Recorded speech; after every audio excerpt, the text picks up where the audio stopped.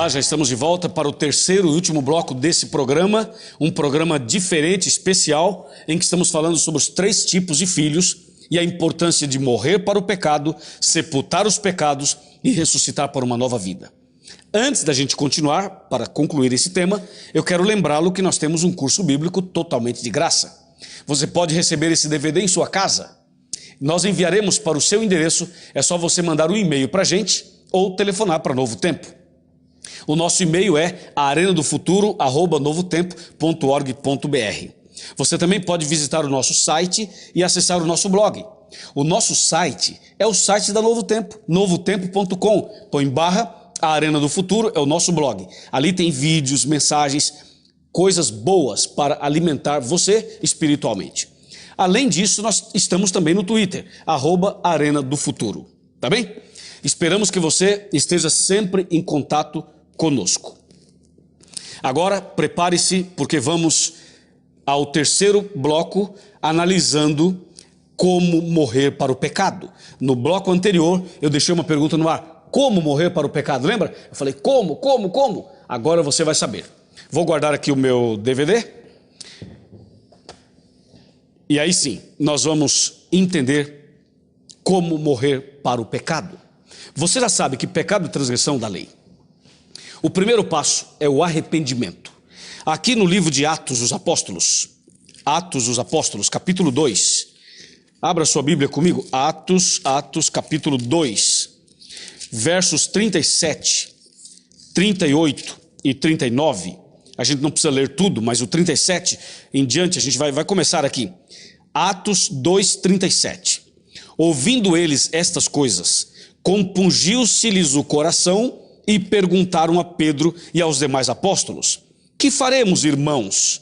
Respondeu-lhes Pedro: arrependei-vos e cada um de vós seja batizado em nome de Jesus Cristo para a remissão dos vossos pecados e recebereis o dom do Espírito Santo.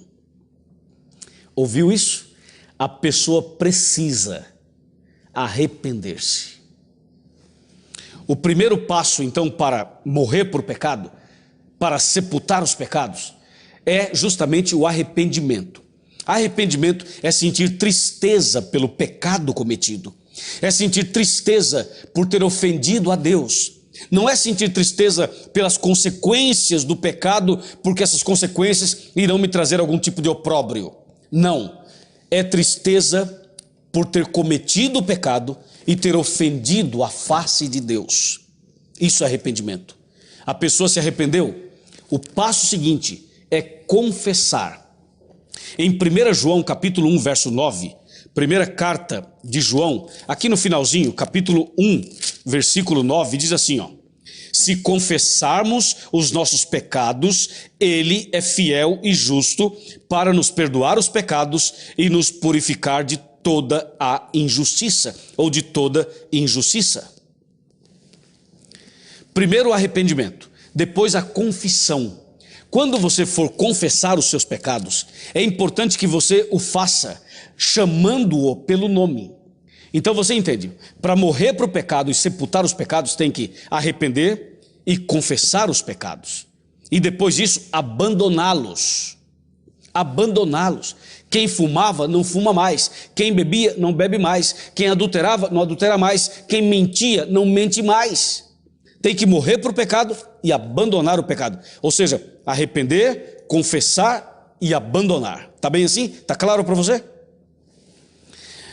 Depois que esses passos foram dados, a pessoa então se arrependeu, confessou e decidiu mudar de vida, decidiu mudar o seu rumo, a sua caminhada, o seu caminho, a sua estrada. Isso chama-se conversão, ok? Isso chama-se conversão. Após isso, a pessoa tem que dar um outro passo. Sabe qual é o outro passo?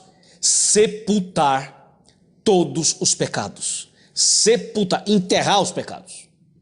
E sabe como isso é possível? Isso é possível através do batismo. A pessoa tem que sepultar a velha vida, toda a velha vida. Sepultar numa tumba, numa sepultura de água. Ok? Assim está escrito em Romanos. Vamos para Romanos capítulo 6. Romanos capítulo 6, versos 3 e 4. A Bíblia diz: ou porventura ignorais que todos nós que fomos batizados em Cristo Jesus, fomos batizados na sua morte? Fomos, pois, sepultados com ele na morte pelo batismo, para que como Cristo foi ressuscitado dentre os mortos pela glória do Pai, assim também andemos nós em novidade de vida. Você viu que nesse texto a Bíblia fala do batismo exatamente assim. Batismo é morte, sepultamento e ressurreição. Ou seja, o batismo representa exatamente o que aconteceu na cruz, que foi a morte, o sepultamento e a ressurreição. Logo, se a pessoa decidiu morrer para o pecado, se ela se arrependeu, confessou e abandonou, ela precisa agora sepultar os pecados. Então ela tem que ir à igreja, receber aí um preparo, estudar a Bíblia, conhecer os princípios da palavra de Deus para confirmar a sua decisão. Entendeu a verdade? Entendeu. Aceitou? Aceitou. Então marca a data do batismo. Não tem que ficar em cima do muro. Não tem que ficar pensando assim, mas vem cá, eu preciso mesmo, é necessário mesmo, não sei o que e tal. Não. Quando a pessoa se arrepende e confessa e decide abandonar, ela precisa sepultar os pecados. Aí marca a data do batismo. E no dia do batismo é uma festa. Sabe por que vai ter uma festa? Veja por que vai ter uma festa. Na igreja haverá festa, mas também haverá uma festa no céu. Na igreja e no céu. Ouça Lucas 15, verso 7. Que diz: digo-vos que assim haverá maior alegria ou maior júbilo no céu por um pecador que se arrepende do que por 99 justos que não necessitam de arrependimento. Que maravilha isso, não é? Que lindo esse texto. É isso aí. A Bíblia diz que há alegria, há festa no céu quando um pecador se arrepende. Então no dia do batismo é o dia em que publicamente a pessoa demonstra que se arrependeu de verdade. Ela vai agora sepultar a sua velha vida e vai sair daquela água batismal, sair daquele batistério, daquele tanque. E quando sai, ela ressuscita para uma nova vida. É assim, deixa eu mostrar para você. É assim, o pastor vai segurar aqui nas mãos do batizando, e ele vai fazer uma declaração. Essa declaração é a coisa mais linda que existe. O pastor diz algumas palavras bonitas e termina dizendo assim: eu, como ministro do evangelho, cumprindo a ordem de Jesus Cristo, eu te batizo em nome do Pai, do Filho e do Espírito Santo. Amém. Aí o pastor pega essa pessoa com muito carinho e ele coloca o corpo dessa pessoa todo debaixo da água. Quando o pastor coloca o corpo da pessoa embaixo da água, aquele é o momento em que a pessoa está sepultando a sua velha vida, entendeu? A pessoa está sendo sepultada espiritualmente. Colocou embaixo da água, aí levanta a pessoa novamente. Essa hora ela está ressuscitando para uma nova vida. É isso. Mas você precisa lembrar que antes de sepultar uma pessoa, nós temos que estar seguros de que ela morreu, né? Porque não podemos sepultar alguém vivo. É o que muitas igrejas fazem, sabia? É o que muitas igrejas fazem. Muitas igrejas batizam as pessoas com a forma certa. Qual é a forma? Levanta a mão, entra na água, faz por imersão, tudo bonitinho, até aí está tudo certo. Mas o problema é que muitas pessoas são sepultadas vivas. O que significa isso? Significa que muitas pessoas são batizadas em uma igreja que não aceita e não pratica os 10 mandamentos. Ora, se uma pessoa é batizada numa igreja que não guarda os 10 mandamentos, me desculpa, mas eu tenho que falar para você. Essa pessoa não morreu para o pecado. E se não morreu para o pecado, não poderia ser batizada. Por mais sincera que a pessoa seja, por mais honesto que alguém seja, aí não está de acordo com a Bíblia.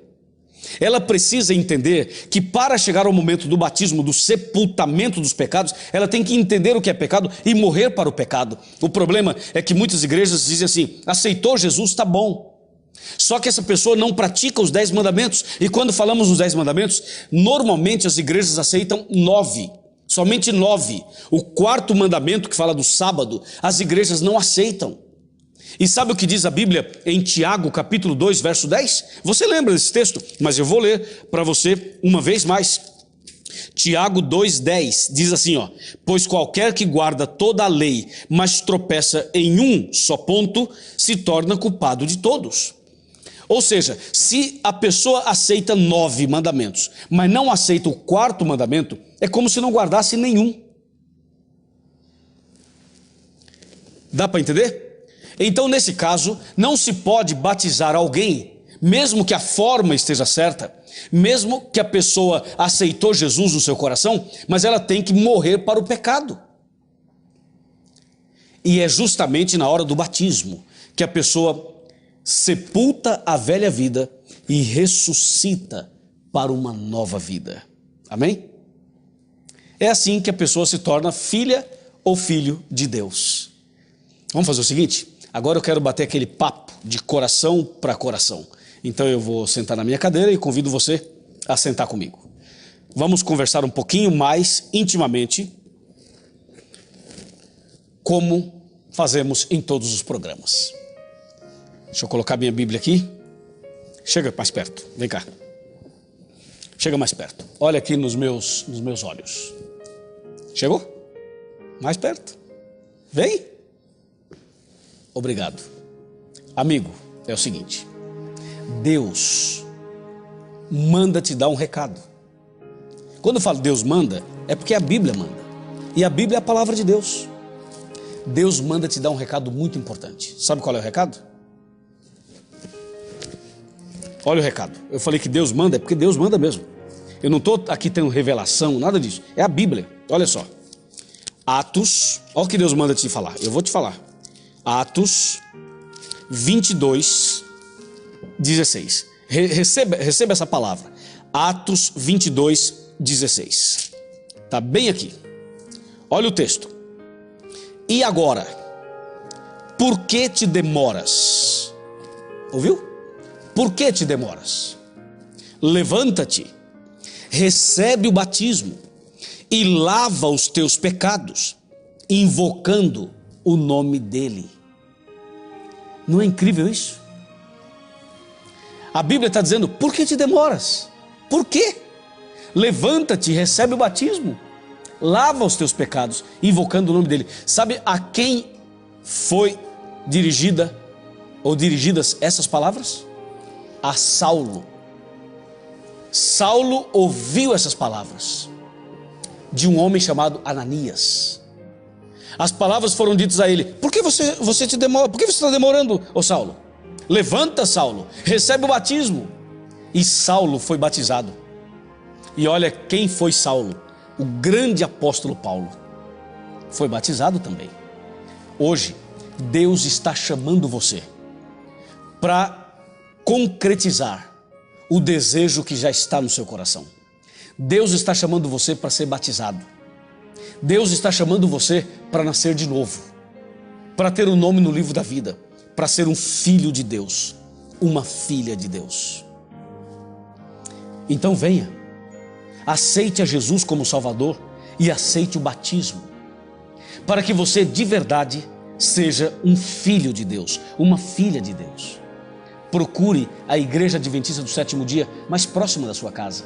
Chegue lá e diga assim: eu assisto a Arena do Futuro, o pastor Luiz é o meu pastor, e eu vim aqui nessa igreja para pedir o batismo. Eu quero que vocês me ajudem, eu quero me preparar, quero ser batizado também. E se você não consegue localizar um endereço próximo da sua casa, liga na Novo Tempo, mande um e-mail para a gente, mande um e-mail, arenadofuturo@novotempo.org.br. Nós vamos ajudar você, vamos estender as mãos para você. Eu tenho viajado por todo esse país e tenho batizado muitas pessoas. Pessoas que através desse programa têm tomado decisões. Pessoas que têm assistido o DVD O Grande Conflito. Pessoas que têm feito estudos bíblicos. Pessoas que participam de outros programas, de outras mensagens aqui da Novo Tempo. Deus está chamando você para começar hoje uma vida nova. Está chamando você para ser verdadeiramente um servo, uma serva de Deus. Não crie obstáculos. Não arrume argumentos, nem desculpas. Não fique aí tentando buscar uma outra explicação para alguma coisa que está muito clara. Seja sincero e humilde. Tome essa decisão. venha conosco, vamos começar uma caminhada cristã verdadeira, honesta. Veja que nós não estamos pedindo seus bens materiais, estamos pedindo uma entrega, uma decisão. A palavra de Deus diz: confia no Senhor, entrega o teu caminho para o Senhor, entrega tudo para Deus, confia nele e o mais ele fará. É isso. E eu repito a frase de Atos 22:16: por que te demoras? Por quê? Levanta-te, recebe o batismo, lava os teus pecados, invocando o nome de Jesus. Se você quer batizar mesmo, se você aceita nascer de novo, se você quer se preparar para o batismo, eu vou orar por você. Então aí onde você está, sentado, em pé, ajoelhado, não importa. Feche os seus olhos, curve a sua cabeça, vamos orar. Senhor nosso Deus, obrigado pelo programa de hoje. Obrigado pelas decisões que foram tomadas. Eu sei que esse homem acabou de tomar uma decisão. Esse jovem está tomando a decisão. Sei que existe uma mulher se entregando a Jesus nesse momento. Abençoe essas pessoas, esta casa, esta família. Eu sei que tem um homem que está num hotel agora, deitado na cama, orando comigo, assistindo esse programa. Deus, abençoe este homem, abençoe essa pessoa que está sozinha, mas que está tomando uma decisão. Eu entrego nas tuas mãos, em nome do Senhor Jesus. Amém.